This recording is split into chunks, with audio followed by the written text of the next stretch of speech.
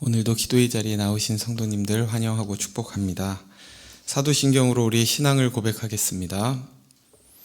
전능하사 천지를 만드신 하나님 아버지를 내가 믿사오며 그 외아들 우리 주 예수 그리스도를 믿사오니 이는 성령으로 잉태하사 동정녀 마리아에게 나시고 본디오 빌라도에게 고난을 받으사 십자가에 못 박혀 죽으시고 장사한 지 사흘 만에 죽은 자 가운데서 다시 살아나시며 하늘에 오르사 전능하신 하나님 우편에 앉아 계시다가 저리로서 산 자와 죽은 자를 심판하러 오시리라. 성령을 믿사오며 거룩한 공회와 성도가 서로 교통하는 것과 죄를 사하여 주시는 것과 몸이 다시 사는 것과 영원히 사는 것을 믿사옵나이다. 아멘.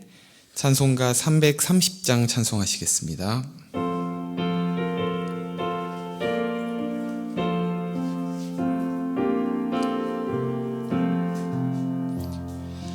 어두운 밤시 되리니 내 직분 지켜서 잔이슬 맺힐 때에 일찍 일어나 해 돋는 아침부터 힘써서 일하라. 일할 수 없는 밤이 속히 오리라. 어두운 밤시 되리니 내 직분 지켜서 일할 때 일하면서 놀지 말아라. 낮에는 수고하나 쉴 때도 오겠네. 일할 수 없는 밤이 속히 오리라. 어두운 밤시 되리니 내 직분 지켜서 지는 해 빗긴 곁에 힘써 일하고 그 빛이 다하여서 어둡게 되어도 할 수만 있는 대로 힘써 일하라. 아멘. 오늘 우리에게 주신 하나님의 말씀은 창세기 1장 14절에서 25절 말씀입니다. 창세기 1장 14절에서 25절 말씀입니다. 14절부터 23절 말씀까지 함께 봉독하겠습니다. 한 절씩 교독하시겠습니다. 하나님이 이르시되 하늘의 궁창에 광명체들이 있어 낮과 밤을 나뉘게 하고 그것들로 징조와 계절과 날과 해를 이루게 하라. 또 광명체들이 하늘의 궁창에 있어 땅을 비추라 하시니 그대로 되니라. 하나님이 두 큰 광명체를 만드사 큰 광명체로 낮을 주관하게 하시고 작은 광명체로 밤을 주관하게 하시며 또 별들을 만드시고 하나님이 그것들을 하늘의 궁창에 두어 땅을 비추게 하시며 낮과 밤을 주관하게 하시고 빛과 어둠을 나뉘게 하시니 하나님이 보시기에 좋았더라. 저녁이 되고 아침이 되니 이는 넷째 날이니라. 하나님이 이르시되 물들은 생물을 번성하게 하라.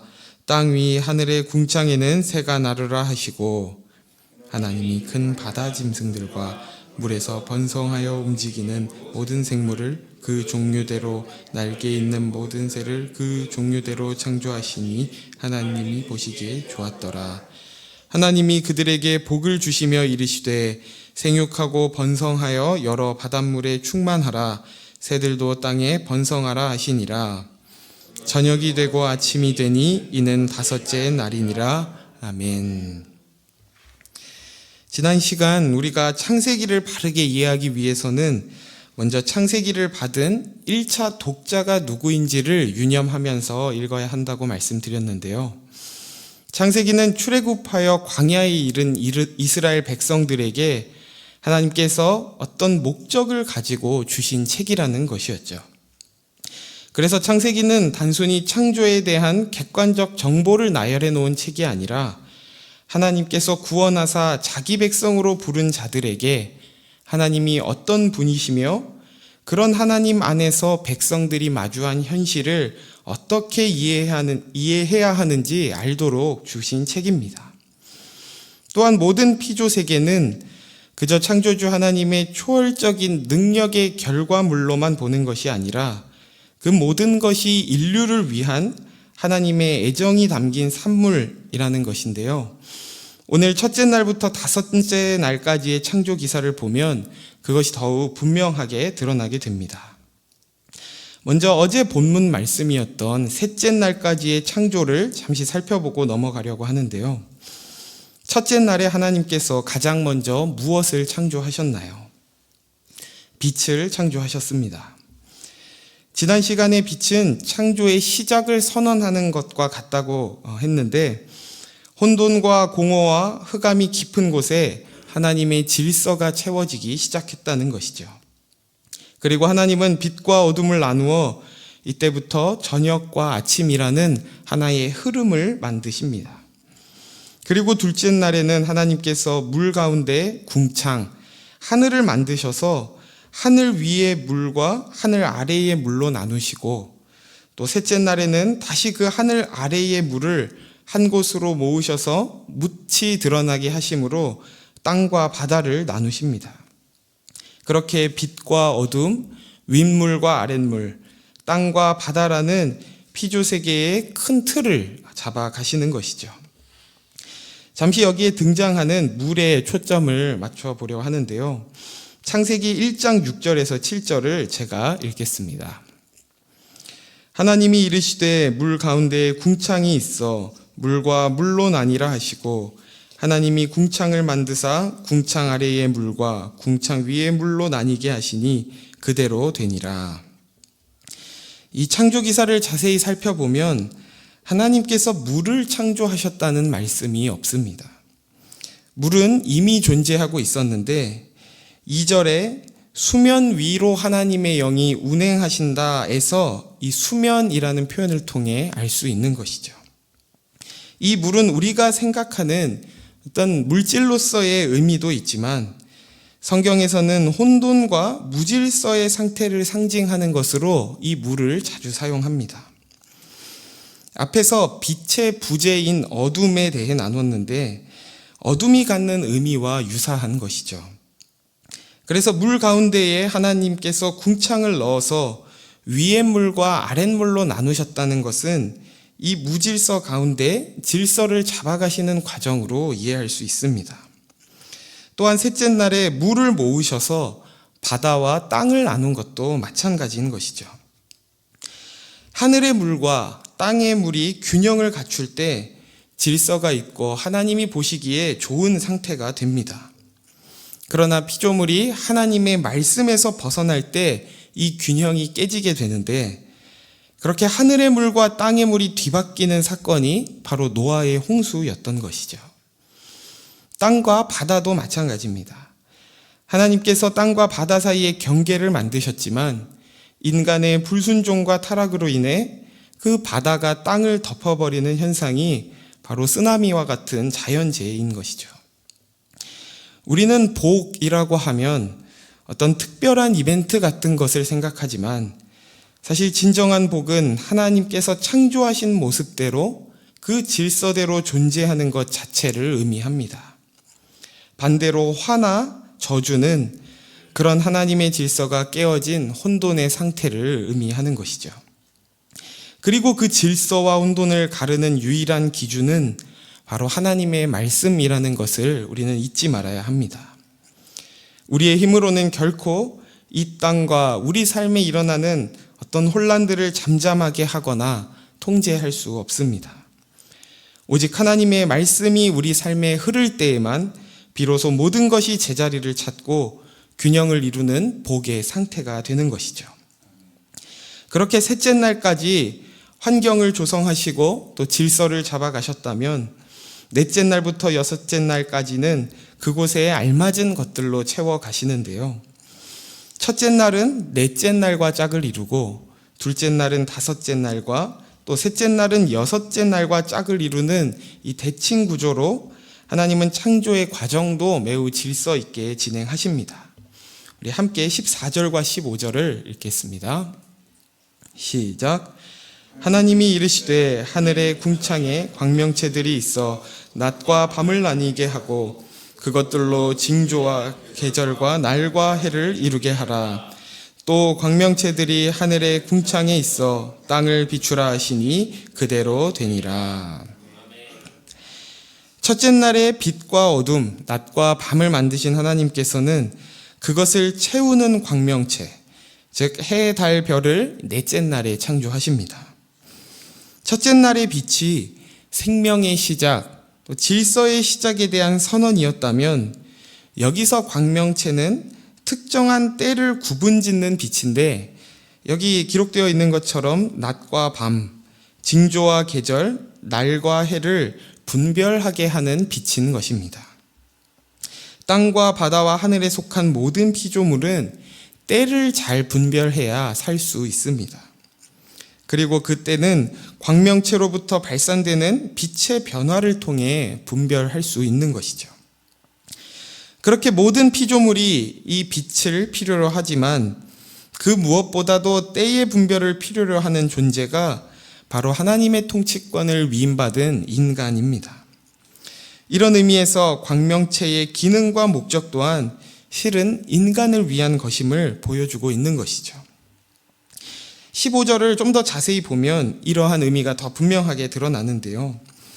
하나님께서 광명체를 하늘의 궁창에 두신 이유에 대해 뭐라고 말씀하시냐면 땅을 비추라는 것입니다. 우리에게는 너무나 당연하고 평범한 말처럼 보이지만 고대 이스라엘 백성들에게는 이것이 결코 평범한 말이 아니었습니다. 왜냐하면 고대 사회에서 하늘의 해, 달, 별은 그저 우주의 천체가 아니라 위엄과 영광과 능력의 원천이었으며 숭배의 대상이었기 때문입니다. 하나님께서 애굽에 10가지 재앙을 내리셨을 때 9번째 재앙이 바로 흑암 재앙이었는데요. 이러한 재앙을 내리신 것은 애굽이 라라고 하는 태양신을 그들의 최고의 우상으로 섬겼기 때문이었습니다. 하나님은 흑암의 재앙을 내림으로써 하나님 자신만이 참 신이심을 그 재앙을 통해 나타내고자 하신 것이죠. 그들은 태양을 신격화하며 신의 이름을 붙여 불렀지만 하나님께서는 그 태양을 그저 광명체라고 부르심으로써 신격화되어 있던 이 태양도 한낱 피조물에 불과하다고 말씀하십니다. 그리고 그 광명체에게 땅을 비추라는 이 명령은 광명체들이 이 땅을 다스리도록 위임받은 인간들을 위해 마치 수명이 매우 길고 엄청 큰 전구가 하늘에 걸려 있는 것처럼 묘사하고 계신 것이죠. 고대 이스라엘 백성들에게는 해달별보다 더 큰 것이 없고 두려운 것이 없었는데 그조차도 하나님의 권세 아래 있으며 단지 사람들이 때를 분별하도록 돕는 보조수단 같은 것이라고 말씀하시는 겁니다. 오늘 우리에게도 때로 하나님이 창조하신 피조물을 마치 신처럼 우상화하고 절대화할 때가 많이 있지 않나요? 그것은 돈이 될 수도 있고 자녀가 될 수도 있고 그 어떤 피조물도 될 수 있습니다. 그러나 우리를 둘러싼 모든 환경과 조건들은 하나님의 관심인 바로 우리를 위해 허락된 것이지 그것에 따라 우리의 운명이 좌우되거나 흔들릴 수 없다는 사실을 반드시 기억하시기 바랍니다. 그리하여 하나님 외에 그 어떤 것에도 우리가 지배받거나 종속되지 않고 우리에게 허락된 이 피조 세계와 모든 환경들을 잘 누리시고 다스리는 저와 여러분 되기를 소원합니다. 20절부터 22절을 또 한번 같이 읽겠습니다. 시작. 하나님이 이르시되 물들은 생물을 번성하게 하라.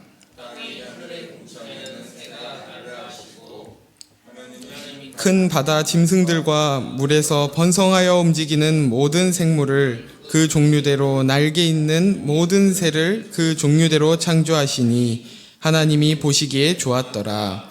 하나님이 그들에게 복을 주시며 이르시되 생육하고 번성하여 여러 바닷물에 충만하라. 새들도 땅에 번성하라 하시니라. 아멘. 둘째 날에 물을 나눠 하늘과 바다를 만드신 하나님께서 다섯째 날에는 그곳에서 살 생명체들, 즉 하늘의 새와 바다, 생물들을 창조하십니다. 여기서 가장 많이 반복되는 표현이 있는데 그것은 번성하라는 것이죠. 생육하고 번성하여 땅에 충만하라는 이 말씀은 창세기에서 굉장히 자주 반복되는 표현입니다. 조금만 뒤로 가면 28절에서 사람을 창조하신 후에 주신 말씀이기도 하고 노아 시대의 방주에서 나온 동물들에게 또 노아와 그 아들들에게 그 외에도 여러 상황에서 하나님께서 주신 말씀이죠. 이것을 하나님의 창조 목적을 드러내는 핵심 구절이라고 말하기도 하는데요. 이 말씀이 이토록 강조되고 중요한 이유는 무엇일까요? 창조주이신 하나님께서는 스스로, 즉 혼자서 그의 생명력을 확장해 가지 않으시고 그가 창조하신 피조물들이 생육하고 번성하고 또 땅에 충만하게 하심으로써 그의 생명력을 확장시키십니다. 그렇게 모든 자연 만물이 하나님의 창조에 동참하게 하심으로써 그것들을 통해서 하나님의 영광을 드러내겠다는 것이죠. 그래서 우리는 이 모든 자연 세계를 통해서도 하나님을 발견할 수 있는 것입니다. 또한 이 말씀은 하나님께서 우리에게 주신 축복의 메시지일 뿐만 아니라 사명의 말씀이기도 한데요. 이것은 단순히 생명의 양적인 확장만을 말하는 것이 아니라 모든 생명들이 하나님의 뜻 안에서 살아가도록 다스려야 할 책임을 맡기시는 것입니다. 그래서 우리가 하나님 나라를 확장해 간다고 하는 것은 가장 먼저 우리가 하나님의 창조 질서를 따라 사는 것이고 또한 그 질서대로 우리에게 맡기신 피조 세계를 잘 다스리는 것으로부터 시작되는 것입니다. 창조의 순서를 생각해 봐도 모든 생명체들은 사람보다 먼저 거기에 존재했습니다. 하나님께서 모든 만물을 사람으로 하여금 다스리도록 허락하셨는데 그 다스릴 만물이 거기에 존재하는 데 있어서 사람이 일체 관여한 바가 없다는 것을 우리는 겸손히 인정해야 합니다. 그렇기 때문에 우리가 위임받아 다스리게 하신 이 피조 세계와 모든 생물들을 향한 우리의 태도는 통제나 착취나 억압이 아니라 겸손한 돌봄의 의식이어야 합니다. 우리는 일단 우리에게 무엇인가 주어지면 그것을 온전히 내 것이라고 생각하는 경향이 있습니다. 그래서 내 뜻과 내 마음대로 그것들을 이용하려 하는 것이죠. 그러나 그것들은 우리가 잠시 맡은 것일 뿐 진정한 주인이신 하나님의 뜻대로 잘 돌보고 가꾸어 다시 하나님께 드려야 한다는 것을 잊지 않기를 소원합니다. 말씀을 정리하겠습니다. 하나님께서 인간을 창조하시기 전에 첫째 날부터 다섯째 날까지 매우 질서 있고 적합하게 모든 환경과 그 속에 있어야 할 것들을 창조하셨습니다. 그리고 이 모든 것이 결국 인간을 위한 하나님의 조성이었다는 것을 보게 되는 것이죠.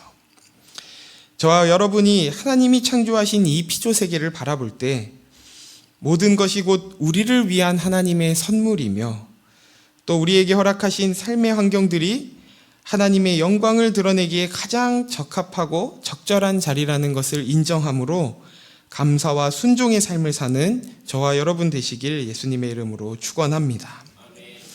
시간 말씀을 생각하며 세 가지 기도 제목으로 함께 기도하길 원하는데요. 먼저는 하나님께서 우리에게 허락하신 환경과 조건이 주님께서 보시기에 가장 좋은 것임을 인정하고 감사하게 해달라고 기도합시다. 두 번째로는 우리에게 맡기신 피조 세계를 하나님의 창조 질서를 따라 잘 다스리며 온 땅에 하나님의 영광을 충만하게 나타나게 해달라고 그렇게 기도합시다. 마지막으로 이웃과 나라와 민족을 위해 기도할 때 모든 가정이 하나님의 말씀으로 바로 세워지고 또 깨어진 가정들이 회복되게 해달라고 우리 나눈 이 세 가지 기도 제목과 또 각자의 기도 제목으로 함께 기도하시겠습니다. 하나님 아버지 감사합니다. 오늘도 우리에게 주신 말씀을 통해 하나님이 창조하신 이 모든 피조 세계가 바로 우리를 향한 하나님의 선물임을 깨닫게 하시니 감사합니다. 모든 것을 질서 있게 하시고 또 적절하게 창조하심으로써 우리로 하여금 하나님이 어떠한 분이신지 알게 하시고 우리로 더욱 하나님의 백성으로 또 하나님의 영광을 드러내는 자들로 살도록 우리를 창조하셨음을 고백합니다. 하나님께서 우리에게 허락하신 환경과 조건이 우리 생각에는 때론 부족하고 문제가 있는 것 같고 또 때론 우리 가운데 불평과 불만이 있지만 주님께서 보시기에 가장 좋은 것임을 인정하고 감사할 수 있는 마음을 우리에게 허락하여 주시옵소서. 또한 우리에게 맡기신 피조 세계를 우리의 것인 것처럼 우리의 뜻과 마음대로 사용하는 것이 아니라 하나님의 창조 질서를 따라 잘 다스리며 온 땅에 그로 하여금 하나님의 영광을 충만하게 드러내는 자들로